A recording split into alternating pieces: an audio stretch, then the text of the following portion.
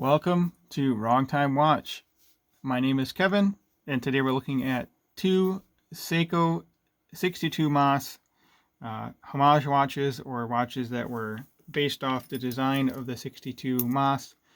The Seiko 62 Mas was introduced over 55 years ago, back in 1965, and it would be one of my favorite watch designs. And I really enjoy this watch here, the Seiko SPB149. And I also have here the Zelos Blacktip. May not be totally based on the 62 Mas, but looks very similar, and also has similarity to the Seiko SARB 033 with this bevel here on the case. A bevel relief, whatever you want to call it. Well, you can see that there, this little line going around the perimeter of the case. And then it ties into the chamfer as well. So we have a mixture of brushed and polished surfaces on this watch. And same for this watch as well. So both of these watches do wear comfortably on wrist. There are a couple issues I have with them, and I'll discuss those here in a moment. But first, let's talk about the price. The Zelos Blacktip, $499, currently out of stock. I don't know if they're going to introduce this as a version 2. So these are limited in a way. There's 150 of each colorway, I believe. I'll leave a link in the description to these watches here. And then this is a limited edition of the Seiko. This is one of 5,500 units. And they also have this watch in different colorways, but this one is a limited edition. It comes with a bracelet, and it comes with a silicone strap. The Blacktip just comes on the bracelet. But anyway, this watch here is $1,350, and the ones with just the strap are $1,200. I've seen them for less than that. Just talking about MSRP price. So they both have 316L stainless steel. They both have ceramic bezel inserts. They both have sapphire crystal. They both have applied indices. So a lot of similarities between these two watches here. And of course they both have a date window. I prefer the 6 o'clock position, and I like that it's boxed in with that metal surround there versus just a plain cutout on the dial like the Seiko here. So let's zoom in on both of these. We'll take a look at both of these close up. I really like this colorway. This it's definitely a blue. It's kind of a matte blue color, but I really like this colorway. And then the pop of gold with the second hand, and then down here where it says Divers 200. Very nice touch. And as you can see at 6 o'clock there, this is made in Japan, and it is part of the Prospex line.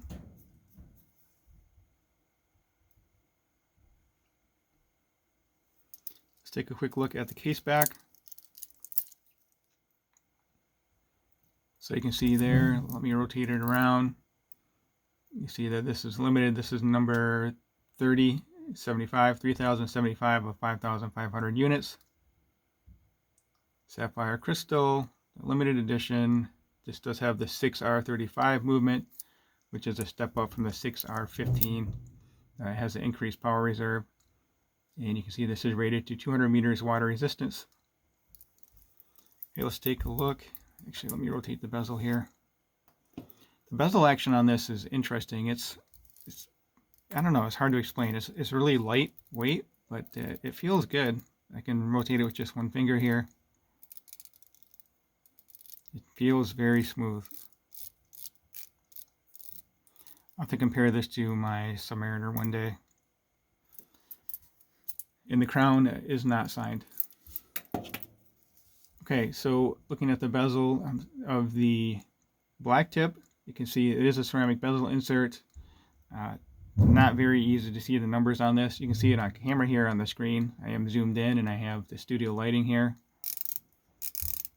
This bezel action can't quite do it with one finger, cannot do it with one finger, but it feels fine. There's loud clicks. But really no complaints about this bezel action. I really like the Sunburst Fume dial on here. This crimson red just pops on wrist. You don't really see it too often. I do have a Orient Mako 3 USA with a similar dial color. I have not worn that watch in a while. Anyway, you can see here this does have a signed crown, and that is a loomed crown. Prefer the bezel cuts on the Seiko. That's just personal preference. Okay, so the Blacktip, we have solid end links. See right there, solid end links, and these do have quick release pins, solid links. These are H-style bracelet links, fully articulating. Let me zoom back out a little bit here. So fully articulating H-link style here. We do have a milled clasp. This does have tool-less micro adjust. You just push this lever here and then slide that. Actually, you don't even have to do that. You only have to pull the lever to pull it out. So pull this lever to pull out. Then you can just push in without using that lever.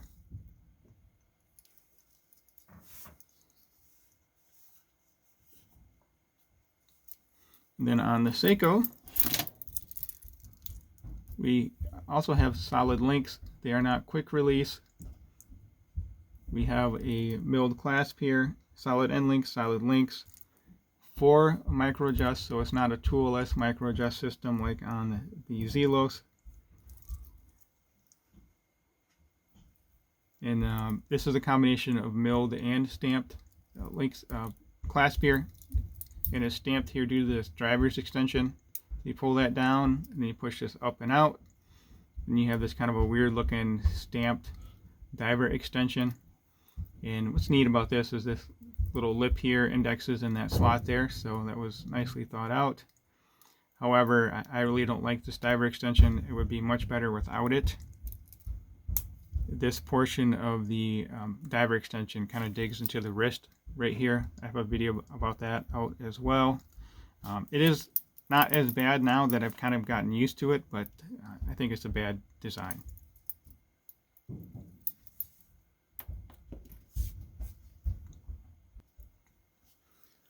So this bracelet is a 3-link style bracelet. The center link does not fully articulate, so these 3 pieces are locked in together.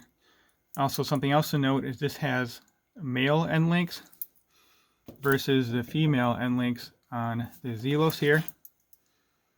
So that aids in comfort on wrist. So the female style here versus the male style on this one. It does curve down quite a bit, so it's not that bad, but I would like it more with the female end link here.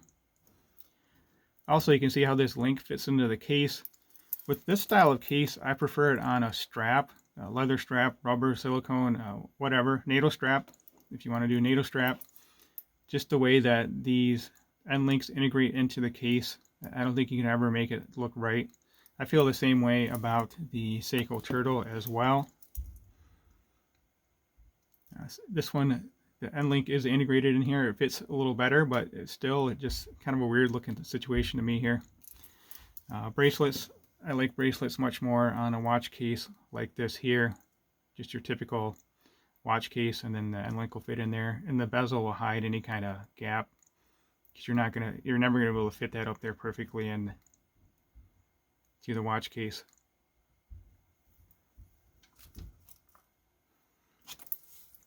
So let me know which of these you prefer. I know the Seiko is more than twice the price. Is it worth twice the price? You know, that's up to you. I like the Seiko branding. The Zelos branding is not bad either. The Seiko's been around a lot longer than Zelos. I think Zelos has been out, there's that Hodinky article, I think they've been out since 2004 maybe, or 2014. I don't exactly remember, but not nearly as long as Seiko. Seiko's been around for well over 100 years now.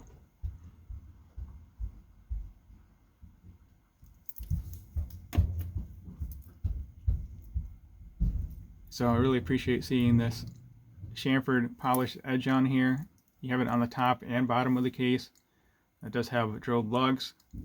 They both have drilled lugs, which really aids in bracelet changes. This one here, you do have the quick release pins. One issue with the quick release pins is I do feel this on wrists from time to time. These pins they don't really dig into your wrist, but you'll feel them every once in a while. And one of these is slotted. And you can feel that groove from the slot there.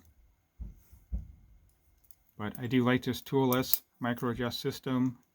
Actually, I think the Seiko feels still a little more comfortable on wrist. I think it's something to do with the way that the case back is. This is a thinner watch as well. But Seiko, they know how to make watches comfortable other than this stupid dive extension, which I have started to get more used to, but like I said, I don't like that design.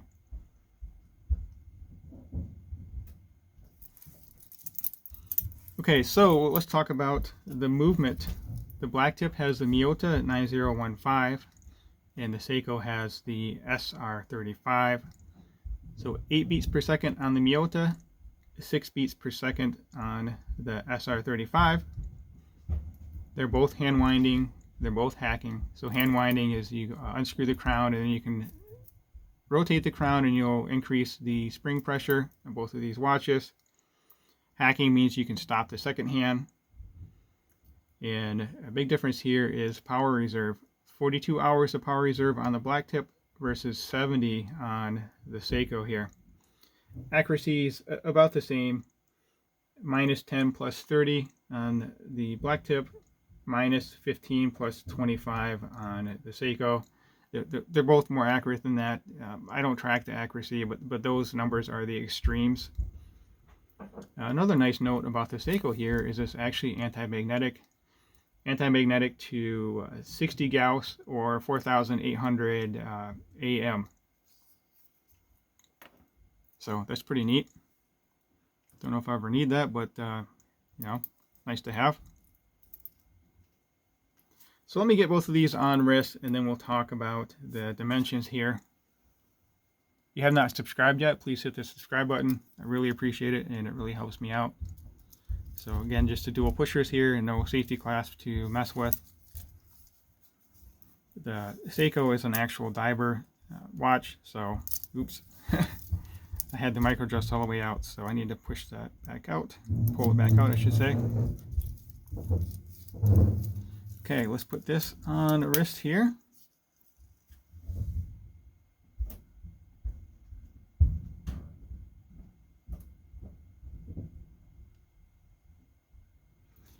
This does have a little bit of a dome to it. You see the distortion right there.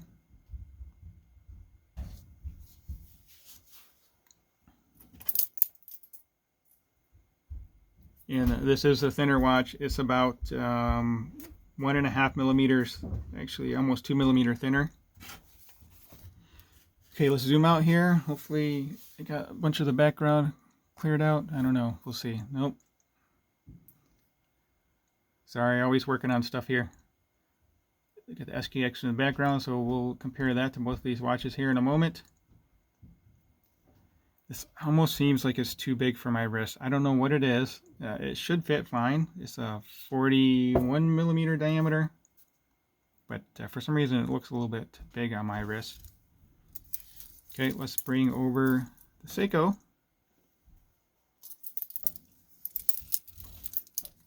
This one I think looks better on my wrist.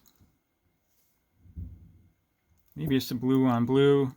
I think the bezel's a little thicker. It looks like there's more dial on the Zelos. I'll show you that zoomed in here as well in a moment. Really like this watch. Just wish it didn't have that silly diver's extension.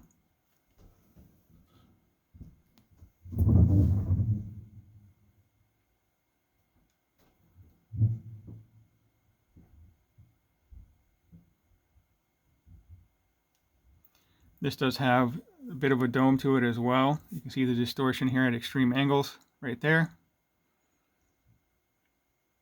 You know, being almost 2 millimeters thicker, it doesn't really look like it's 2 millimeters thicker on my wrist. I'm not sure how Seiko does that. Okay, let's look at both of these side by side again. Since I pointed out that the Zelos looks like it's bigger.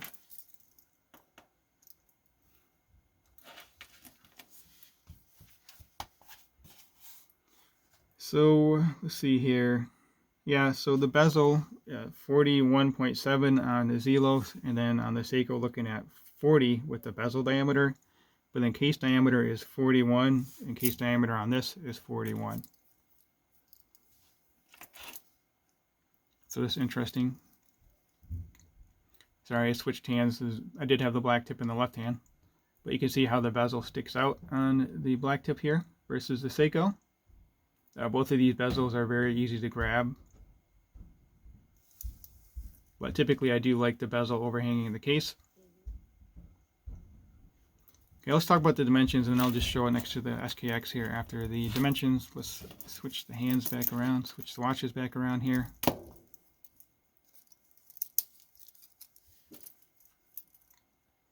Okay, so lug to lug on the black tip, 47.3. Lug to lug on the Seiko with the male end links looking at 52.5. Without the male end links, 47.6. So 47.3 versus 47.6. So very similar case dimensions. And as I mentioned, the case diameter 41 on both of these, but then the bezel on this is 41.7 versus 40 on the Seiko. The thickness on the black tip, we are looking at 12.2. And then thickness on the Seiko, we're looking at 13.9. I measured that a couple times. It doesn't look like that much of a difference, but it is. Both of these have 20 millimeter lug widths, and they both taper down to 18 millimeter on the bracelet. I prefer 20 to 16, but both of these have worn comfortably enough on wrist. And then on the black tip, we have a 6 millimeter crown, and on the Seiko, we have a 6.5 millimeter crown. And finally, the weight, 152 grams on the black tip and 160 grams on the SPB149. You can feel that weight in hand, obviously. I mean, it's a small amount, but you can still feel the weight difference. And those weights are based on them being sized for my 6.5 inch wrist. Okay, let's look at the Seiko SKX next to this real quick, and then we'll check out the lume, which I'm sure you've all been waiting for. I've been waiting for that as well. I have not compared the lume on both of these yet. I don't know if I'll keep the SKX in the lume shot or not. We'll see. Oops, I wanted to compare these two.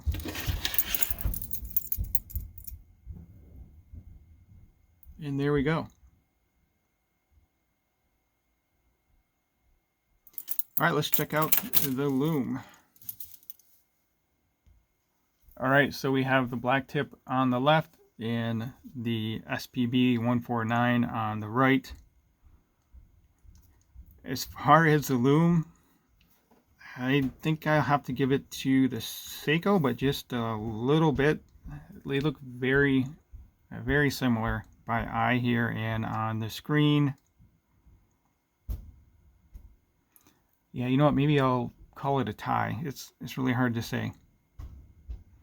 The hour and minute hands are loomed on both of these, as well as the second hand. Obviously, the hour and minute hand will be loomed. They are on every watch, just about, with lume. The lume pip on the second hand is a little bit larger on the Seiko, and it's all the same color lume. The black tip is multicolor lume here, and the bluish lume is not as bright as the greenish lume. So I guess I will give it to the Seiko overall for lume. So that will conclude this video. Hopefully you found it entertaining or educational, and as always, thank you for your time and thank you for watching.